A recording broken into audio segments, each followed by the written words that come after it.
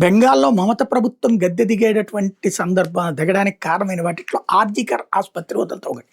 చనిపోయింది ఒక ఆడపిల్ల, దారుణమైన అత్యాచారం చేసి జరిగినటువంటిది. కేవలం ఆ తర్వాతన సిబిఐ దర్యాప్తుకి సుప్రీంకోర్టు ఆదేశించిన తర్వాత జరిగినటువంటి కాన్సెప్ట్ ఏంటయ్యా అంటే, అందులో ఒక బంట్రోతు లాంటి పట్టుకుని అరెస్ట్ చేసి క్లోజ్ చేసేసారు. కానీ దాని వెనకాల పెద్దల పాత్ర ఉందని ఆ తల్లి అప్పటి నుంచి గొడవ చేస్తూనే ఉంది. ఇప్పుడు ఆ తల్లి మొన్న బీజేపీ తరపున పోటీ చేసి గెలిచింది. ఇప్పుడు ఆవిడ అసలు పేర్లని బయటపెట్టింది. రత్నా దేబ్నాథ్ ఆవిడ పేరు, బీజేపీ ఎమ్మెల్యే అయింది. ఇప్పుడు అభయ అని అమ్మాయి కేసు పెట్టింది. అప్పుడు ఆర్జీకర్ ఆసుపత్రి బాధితురాలకి అభయ అని పేరు పెట్టారు. ఎందుకంటే చనిపోయినటువంటి లైంగిక వేధింపుల వల్ల చనిపోయినటువంటి వాళ్ళ పేరుని డిస్క్లోజ్ చేయరనమాట. ఆ కారణంగా ఇప్పుడు అసలు పాయింట్ చెప్పుకొచ్చారు.